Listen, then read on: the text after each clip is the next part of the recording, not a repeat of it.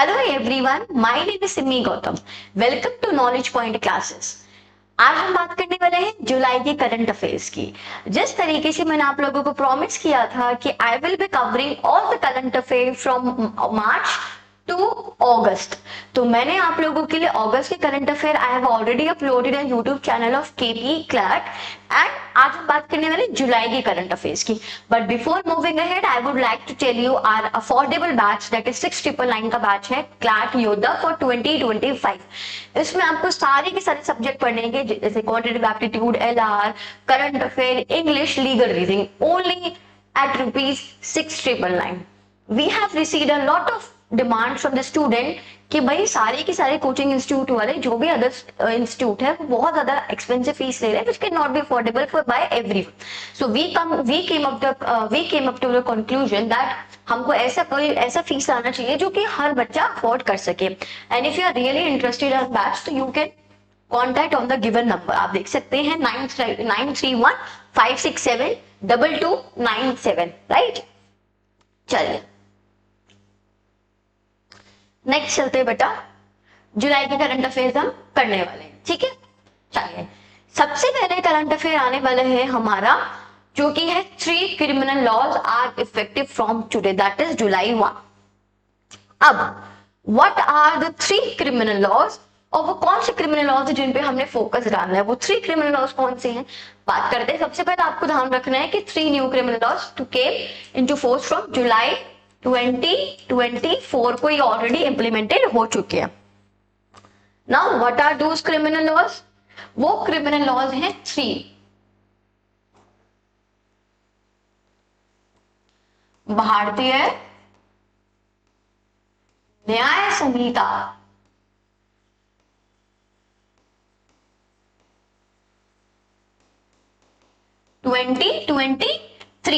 Why I am writing 2023? Because ये laws 23 में ही bill बन चुके थे, नाउ इंप्लीमेंट ये 2024 में हुए। तो जब कोई भी एक्ट बिल बनता है उसकी डेट, उसका ईयर लिखा जाता है, ठीक है, 2023। सेकेंड है हमारा भारतीय नागरिक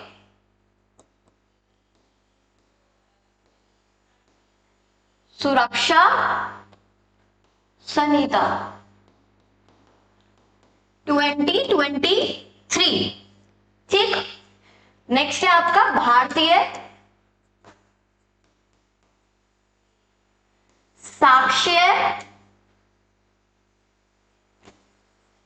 अधिनियम, clear, 2023। These are the new criminal laws. भारतीय न्याय संहिता, भारतीय नागरिक सुरक्षा संहिता, भारतीय साक्ष्य अधिनियम 2023। You have to focus on these laws, right? अब ये न्यू क्रिमिनल लॉज ने किनको रिप्लेस किया है?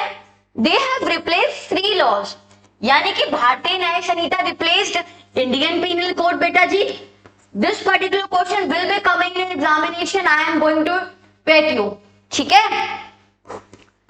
इंडियन पीनल कोड बेटा 1860, CrPC Bharatiya Nagarik Suraksha Sanhita replaced code of criminal procedure.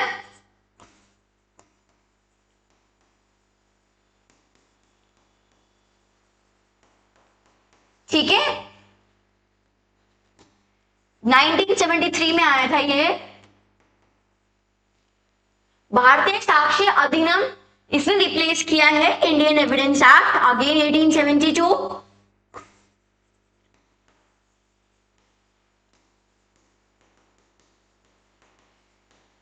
ठीक है, अब ये न्यू क्रिमिनल लॉज हैं, ये पुराने वाले हैं बेटा जी, ठीक है, ये आपके पुराने लॉज हैं।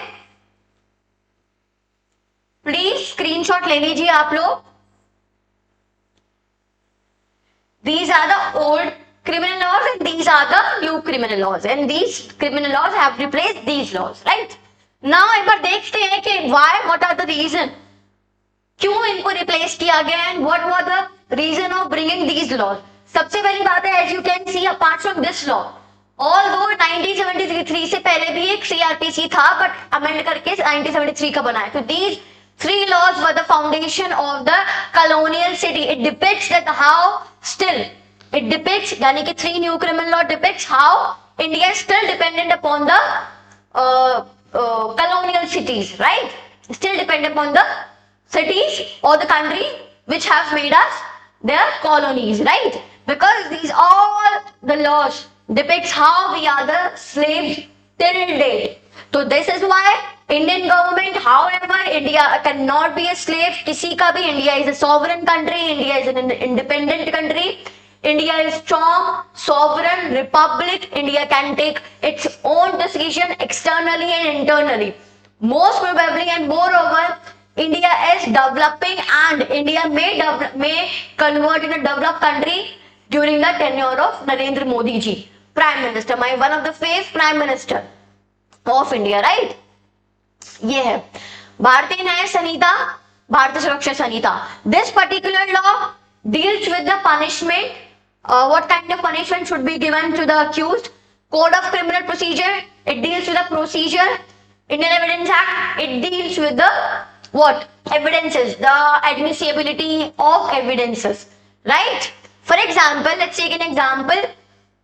A person, ठीक है, an offender who have committed a particular act, right? Okay, now police authority have arrested them. But now what is the procedure of giving to punishment to that person? Now here the CRPC का role comes, right? ठीक है. So this is all about the new criminal laws, and if you have any doubt regarding this particular, या कोई भी चीज का अगर आपको डाउट मिलेगा, you can ask me, right? You can ask me in the comment section. ठीक है, आप देख सकते हैं. नेक्स्ट बात करते हैं, you can take the screenshot. चलिए, next, demand of restoring education to the state list. ध्यान से अगर आप देखेंगे, if you know, तो हमारी कंट्री यानी कि हमारे भारत में जो 3 तरह की लिस्ट बनाई गई है. कितने तरह की? 3 तरह की लिस्ट बनाई गई है बेटा जी, ठीक है.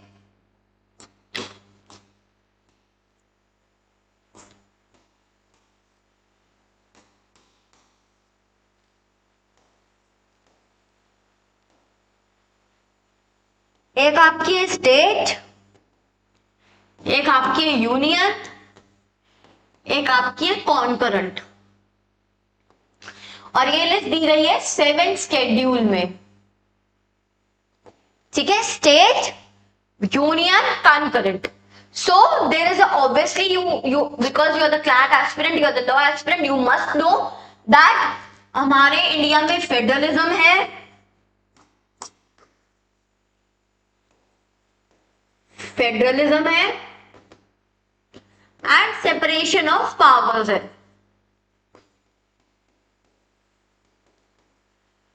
Power must be separated between 3 organs. 4 organs कौन है? Legislature, executive and judiciary, right.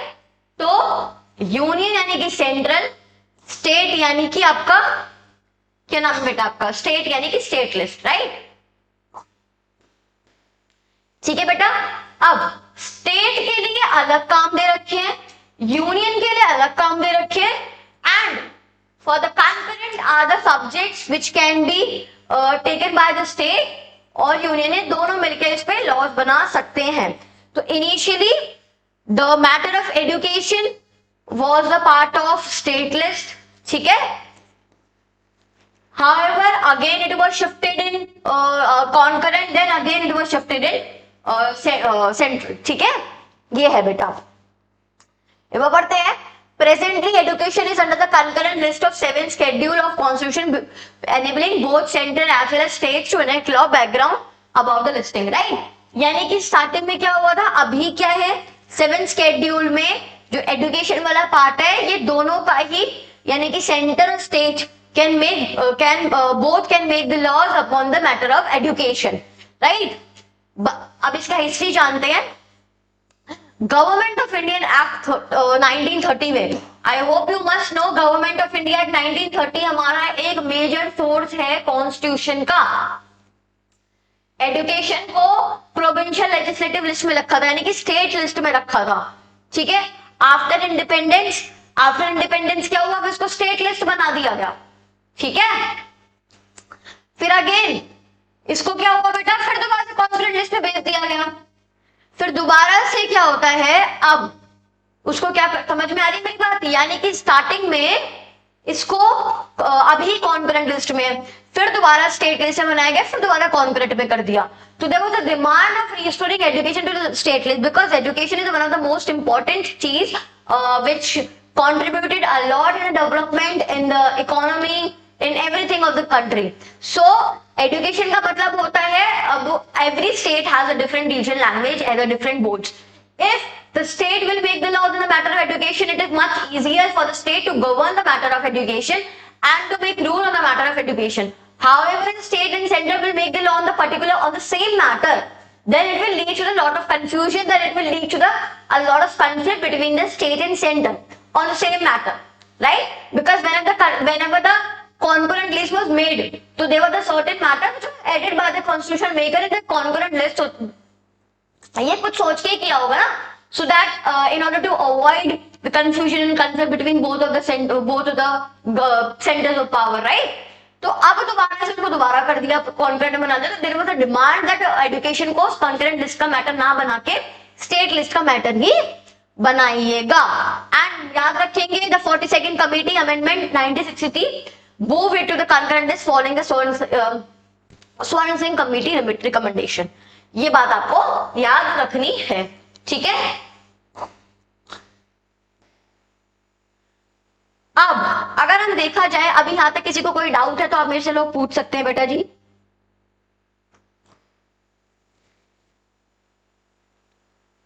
Any doubt किसी को भी?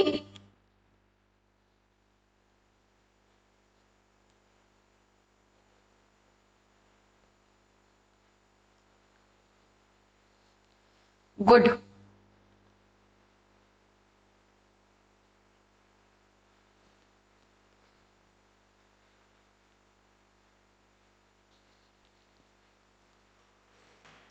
चलिए नेक्स्ट, अब आता है आपका सबसे most important article, that is article number 21। 21 article is a very important article because it's a foundation of all over the constitution, right? ठीक है।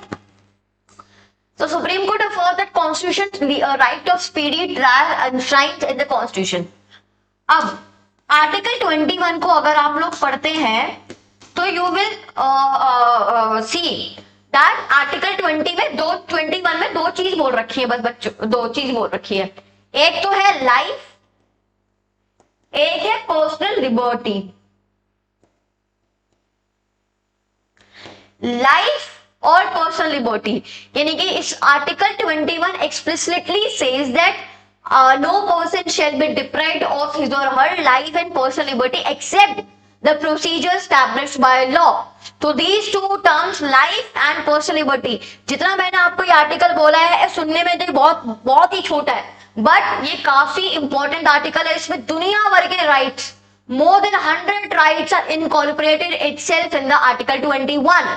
However, there is no explicitly mention about अब कौन से आर्टिकल्स, कौन से rights की मैं बात कर सकती हूँ। Right to speedy trial, right to have a clean environment, right to choose a life partner, right to have a free legal aid, right to speedy trial, right to privacy, ठीक है, right to have a clean water, clean environment, right to go anywhere, ठीक है, ये सारी चीजें, ठीक है। Right against sexual harassment, right against illegal detention, right to live with human dignity, right to the dead bodies की भी बात करी गई है इस पर्टिकुलर आर्टिकल में। Because right to dead body का मतलब क्या है, every particular human being which is dead now, he और she having the right to be मतलब हैविंग अ पीसफुल फ्यूनरल, और अच्छे से उसको बरी किया जाए। ये है जो भी रिलीजन में, जिस भी रिलीजन में जिस तरीके से फ्यूनरल को कराया जाता है, सब चीजों को उचित बड़े डिग्निफाइड तरीके से किया जाए। ये होता है आपका बेटा जी क्या नाम है आपका आर्टिकल 21। अब देयर सर्टेन जजमेंट जो काफी इंपॉर्टेंट है, जो मुझे लगता है आप लोगों को बताने चाहिए। जैसे कि ये जजमेंट्स आप लिखेंगे, एक आता है हमारा right against sexual harassment at workplace. Right against sexual harassment at workplace because you must be aware about the RJ Kar hospital जिसमें एक डॉक्टर का रेप और मर्डर कर दिया गया है। वो कहीं ना कहीं इसी आर्टिकल से, इसी लॉ से डील करता है, sexual harassment of women at work place, right. अब what I am trying to say is, ध्यान से बात सुनेंगे आप लोग, ठीक है। बहुत सारी जजमेंट्स हैं ये, बट मैं सारी जजमेंट्स नहीं दिखाऊंगी। एक आती है आपकी राइट टू प्रिवेसी को लेके, जस्टिस, ठीक है, जस्टिस पुत्तुस्वामी, ठीक है, justice K S Puttaswamy versus Union of India, right to privacy. इसमें आधार कार्ड को लेके बोला था कि आधार कार्ड में हमारे यहाँ पे देखा होगा, जब भी आप आधार कार्ड बनवाने गए होंगे, फिंगरप्रिंट और आंखों के ये ले लेते हैं, है ना, सिंबल ले लेते हैं, इंप्रेशन ले लेते हैं। तो उसका एक फेमस केस है, दैट इज जस्टिस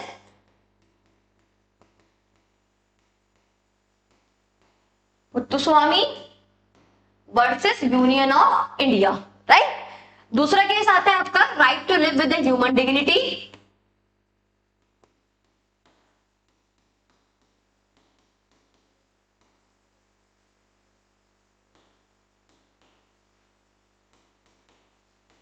इसका इंपॉर्टेंट केस है Maneka Gandhi versus Union of India.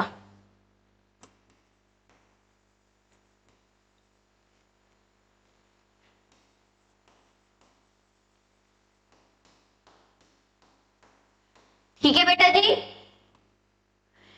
अब इसका केस जो मैं आपको बताने जा रही हूँ, जो नेक्स्ट है, right against sexual harassment eight work place.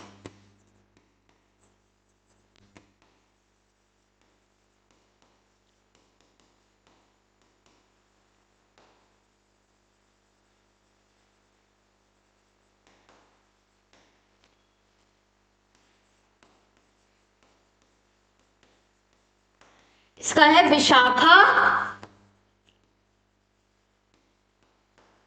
Versus state of Rajasthan,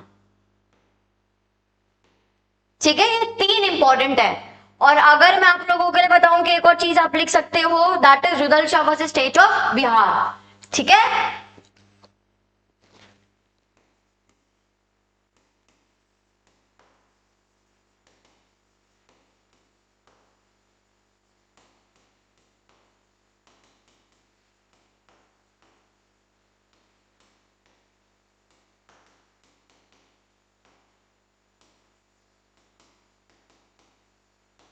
Rudal Shah versus state of Bihar. Fifth, if I talk about the fifth or important judgment, that is Sunil Batra versus Delhi administration, that is right against illegal detention. I am going to explain all of this.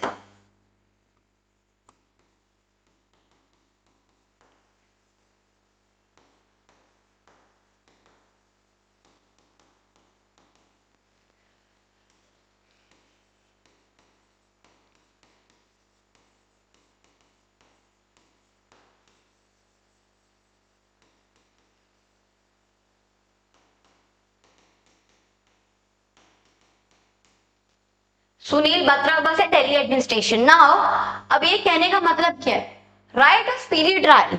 कहीं आप लोगों ने सुना होगा justice delayed is justice denied, मतलब justice delayed is justice denied, यानी कि अगर आप देर से जस्टिस दे रहे हो, you must have seen that the cases were pending for the 3, 4, 11, 12, 20 month, 20 year, सारा साल केसेस चलते हैं। अब इसके बाद जस्टिस देने का क्या ही मतलब है, तो justice delayed is justice denied. तो राइट ऑफ स्पीडी ट्रायल यानी कि इसका मतलब ये नहीं बस केस चल रहा है चलते रहने। In this particular case Supreme Court held that there is a right of the accused to have the speedy trial, यानी कि जल्दी से खत्म करो, there is no much time, because I have seen a lot of cases जिसमें 20-14 साल लोग jail में रहते हैं, उसके बाद एक्विटल होता है, उसके बाद पता लगता है उनका कोई गिल्ट ही नहीं था, एक्विट होते। अब उसका जो इतने साल जिंदगी जो बर्बाद हुई, who will going to compensate that?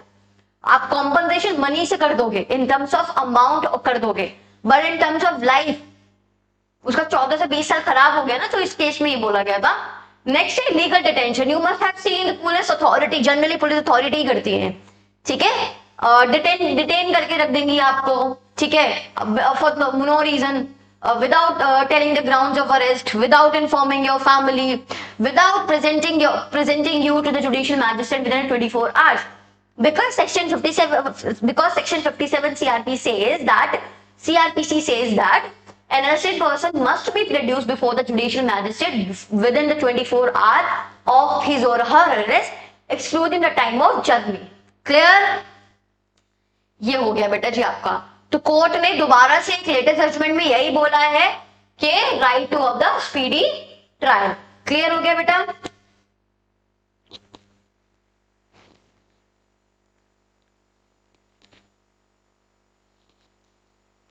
ठीक है, next, Supreme Court uphold West Bengal suit accusing union of using CBI without the consent. ठीक है, सुप्रीम कोर्ट ने, आपको चल देख रहा होगा अपने वेस्ट, सुप्रीम कोर्ट ने वेस्ट बंगाल को उनका अक्यूज जो अक्यूजेशन लगाया है सीबीआई पे वो वैलिड समझा है, बस आपको इतना ध्यान रखना। ठीक है, नेक्स्ट देख सकते हैं अब, the Allahabad High Court has observed that in a particular case, if the FIR is lodged on or after July 1, 2024, the date of commencement of the new criminal law, मैंने जो आपको पहले बता दिया था, ठीक है, for an offence committed before that date, it would be registered under the provision of the IPC. Still, the investigation will continue as per the भारतीय नागरिक सुरक्षा संहिता.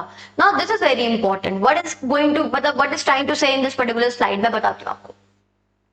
ध्यान से बात सुनेंगे आप लोग.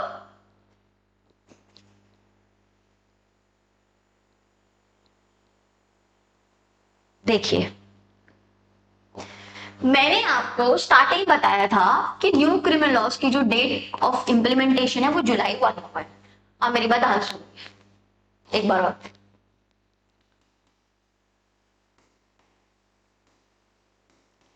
थ्री न्यू क्रिमिनल लॉज का इंप्लीमेंटेशन होता है बेटा जी जुलाई 1, 2024. जुलाई 1, 2024 को इंप्लीमेंटेशन होता है. अब certainly there were the cases जो कि जुलाई 1 से पहले रजिस्टर्ड हुए होंगे. तो जो ऑफेंस आफ्टर 1 जुलाई हुआ है कमिट, उसको उसकी FIR as per new criminal law लिखी जाएगी, यानी कि बीएनएस के थ्रू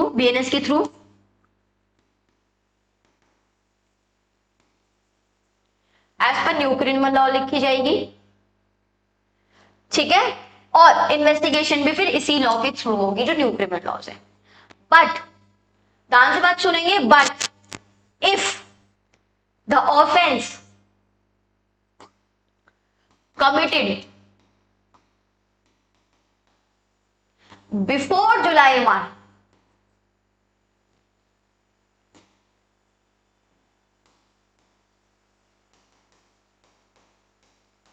देन वो पुराने लॉ ही आएंगे, आईपीसी, सीआरपीसी और इंडियन एविडेंस एक्ट, वो पुराने लॉ आएंगे जो इस लॉ में, इस वाले केसेस में, इस वाली जजमेंट में ये बोला है. ठीक है, कि यानी कि न्यू क्रिमिनल लॉज है उनका इंप्लीमेंटेशन जुलाई 1 में हुआ है. तो सर्टेनली देयर द केसेस जो कि जुलाई 1 पे हुए हैं, जो जुलाई 1 पे, ठीक है, 1 जुलाई को कमिट हुए हैं, तो उनके एफआईआर नए क्रिमिनल लॉज की तरह लिखी जाएगी और उनका जो प्रोसीजर है, जो इन्वेस्टिगेशन है, वो भी न्यू क्रिमिनल लॉ के अकॉर्डिंग ही होगा. ठीक है, but what about those laws, what about the cases जो जुलाई 1 से पहले है, तो वो पुराने लॉ की तरह ही डील किए जाएंगे. बहुत लोगों को लग रहा है कि आईपीसी सीआरपी से रिपील हो गए, रिपील नहीं हुए, वो अभी भी एग्जिस्ट करते हैं for the cases, for the offence जो कि जुलाई 1 से पहले, जुलाई 1 2024 से पहले हुए हैं, और केसेस जो कि, या ऑफेंस जो कि 1 जुलाई 2024 को कमिट हुए हैं, उनके लिए न्यू क्रिमिनल लॉज है. क्लियर? ये कह रहा है इसमें.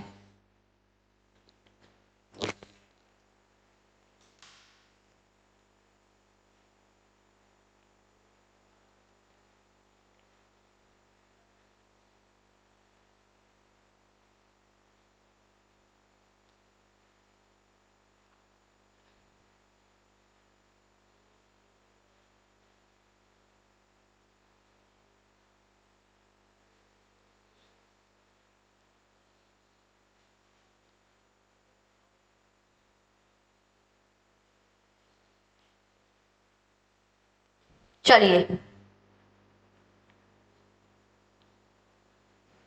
नेक्स्ट,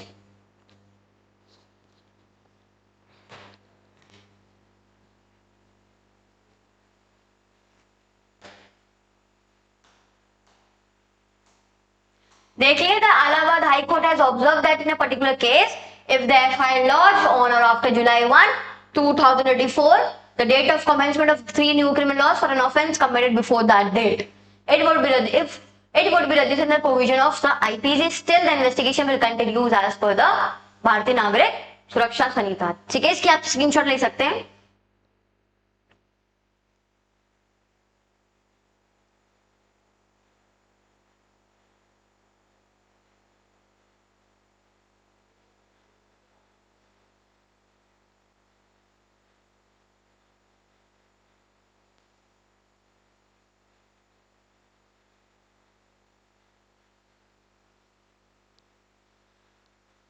ठीक है,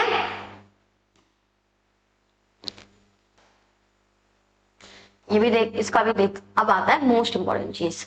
The Punjab and Haryana High Court has made it clear that the court can grant ex parte ad interim maintenance under section 125 of CRPC and under section 144 of the Bharatiya Nagrik Suraksha Sanhita. अब ना what is trying to say in this particular slide is, देखते हैं इसको.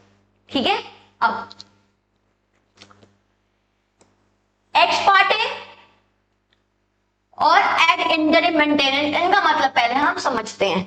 पहले मैं आपको समझाती हूँ भारतीय नागरिक ये सेक्शन 125 है क्या.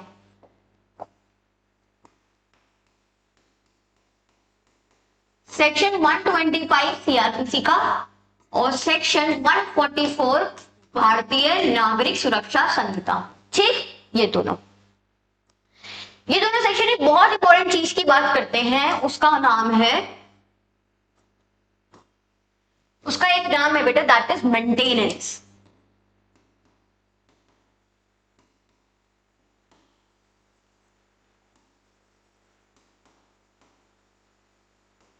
मेंटेनेंस, ठीक है. अब मेंटेनेंस में, मेंटेनेंस का मतलब क्या होता है, खर्चा पानी देना, राइट. अब किस किस को, वाइफ, पेरेंट्स यानी कि ओल्ड एज पेरेंट्स, ठीक है, और चाइल्ड. ठीक है, चाइल्ड एक तो बिलो 18 ईयर्स का, और अगर चाइल्ड फिजिकल और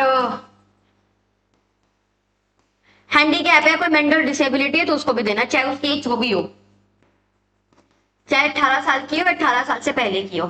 ये लोगों को मेंटेनेंस मिलेगा. अब मेंटेनेंस कौन देगा, तो सन देगा या तो पेरेंट्स देंगे. सन किसको देगा, पेरेंट्स को, और हस्बैंड किसको देगा, वाइफ को, और पेरेंट्स किसको देंगे, इसको मेंटेनेंस देंगे. मेंटेनेंस का मतलब होता है खर्चा पानी देना, to keep the standard which was having before the divorce, right. ठीक है, तो section 125 and section 144 of BNS talks about the maintenance, that is wife, parents and child. अब इन तीनों को मेंटेनेंस देना. मेंटेनेंस कौन देंगे, ये मेंटेनेंस देंगे. ठीक है, आपने देखा होगा कभी डाइवोर्स हो जाता है हस्बैंड वाइफ का, तो एक मंथली मेंटेनेंस बन जाता है जो हस्बैंड से आता रहता है डाइवोर्स, क्या नाम है, वाइफ के पास. ठीक है, तो वो ये हो गया. अब एक और बात मुझे आपको बतानी है. अब उस पर जो लिखा था एक्स पार्टे और एड इंटरिम मेंटेनेंस, वो क्या है. एक्स पार्टे का मतलब होता है भाई दो पार्टीज हैं, ए और बी. ए डेट्स अटेंड कर रहा है कोर्ट की, on the other hand B कभी आ नहीं रहा. तो कोर्ट क्या करेगा, after giving lot of reasonable opportunity to B to come to the court and अपनी बातों रखे, बट बी कभी अटेंड ही नहीं कर रहा कोर्ट. तो in this particular scenario what will court do is, court will listen बातें ऑफ ए ओनली.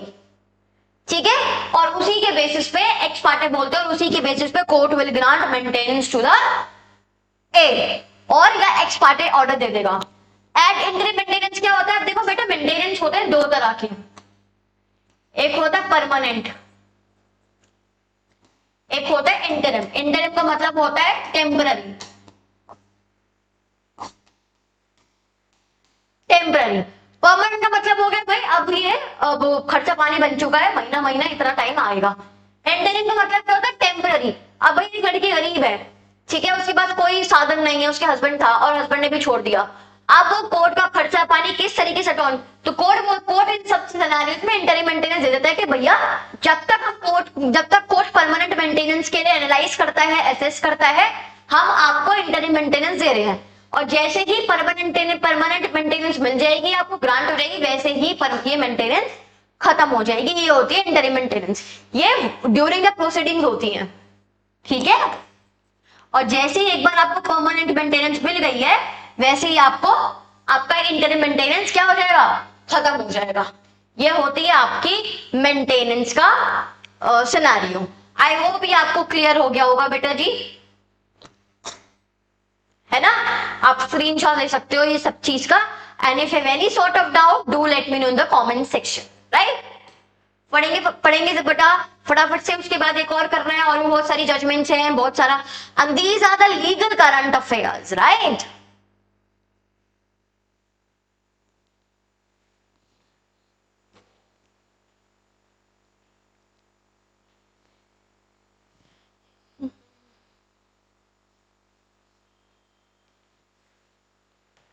चलिए नेक्स्ट, अब आ जाते हैं next. While granting custody of a minor daughter to her father, the Supreme Court observed that the granting temporary custody of a minor child to a relative would not preclude the natural guardian from seeking a custody of the minor child. Sometimes parents are out for their work, for any of the events for themselves, right? तो sometime हम क्या करते हैं अपने बच्चों को to the relative और to the any of the neighbour, किसी भी रिलेटिव को टेम्पररी गार्डियन को हम दे देते हैं, राइट। नाउ अब इन this particular case the supreme Court held कि अगर मैंने अपना बेटा, अपना बच्चा मैंने अपने नॉर्मल रिलेटिव को दे दिया, अपने ताऊ चाचा को मैं दे के for any of the work में चली गई, यानी कि I have given my sons और daughter custody to my relative, तो it doesn't mean that I will not have the legal custody of my son and daughter. And so in this particular case, the Supreme Court held the same thing which I am telling now, right? यानी कि if I give my son and daughter to some of the relative for a temporary period of time, ठीक है, तो it doesn't mean that वो बच्चा उसी का हो गया। I am the legal parent and I will be having the custody and having the legal custody of my बच्चे, of my kids, ठीक है, despite of the fact that I have given them to any of the relative for a certain period of time, right? So it doesn't mean that I will not be having the custody of my daughter and son. ये बात उसमें बोली है, clear? You can have the screenshot of this particular क्या नाम है आपका slide. Clear हो गया आपको लोगों को? चलिए एक और फटाफट से जजमेंट पढ़ते हैं, बहुत इंपॉर्टेंट है, काफी अच्छा मजा आ रहा है आप लोगों को, और कोई डाउट हो तो आप मुझे बता दीजिएगा, ठीक है। अब आता है Brayton Wood conference celebrate it's 88th anniversary. Brayton would वही कॉन्फ्रेंस है जिसमें फाइनेंशियल ऑर्गेनाइजेशन का सेटअप हुआ था, ठीक है। The Bretton Wood conference officially known as United Nation Monetary and Financial Conference, United Nation Financial Conference in 1944 at Bretton Woods that is New Hamsburg USA में। तो ब्रेटन वुड कॉन्फ्रेंस कौन सी conference है? Financial organisation को setup करने के लिए लगाई थी। किसके लिए? फाइनेंशियल ऑर्गेनाइजेशन को सेटअप करने के लिए लगाई थी, ठीक है। And there is always a confusion between the student regarding the difference between IMF and World Bank. IMF stands for the International Monetary Fund, World Bank stands for the obviously World Bank stands for the World Bank, okay. Now what is the function of IMF and what is the function of WB यानी कि World Bank, right? So if I talk about the International Monetary Fund, it deals with the short term and medium term loans. IMF क्या करती है? Short term और medium term loans को ही provide करती है। On the other hand world bank loans देती है आपके लॉन्ग टर्म लोन्स के लिए, ठीक है। तो World Bank as a name suggest आप याद कर सकते हो, वर्ल्ड बैंक यानी कि बड़ा, ठीक है, काफी ह्यूज बैंक है जो सिर्फ लॉन्ग टर्म ही लोन देती है. On the other hand, Indian international monetary fund provide loan for the short term and mid term loans, right. ये हो गया, ठीक है. If I talk about the country, this is a major difference जो मैंने आपको बता दिया. Promotes long-term economic development and poverty reduction by providing technical and financial support to help the countries implement reforms or projects such as building school, etc. Clear? IMF promotes global macroeconomic and financial stability. Also provides short-term and mid-term loans to help countries that are experiencing balance of payment problems, right? World bank काफी सारी चीजों को देख के आपको पैसा देता है, बट इट ऑल्सो हेल्प्स और it also provide loans to the country in order to reduce their poverty, right. If I talk about the membership at the headquarter, 190 countries है, ठीक है. Both organisation have headquarter Washington DC, यानी कि IMF का और WB का दोनों का हेडक्वार्टर वॉशिंगटन डीसी में है, that is in USA, right.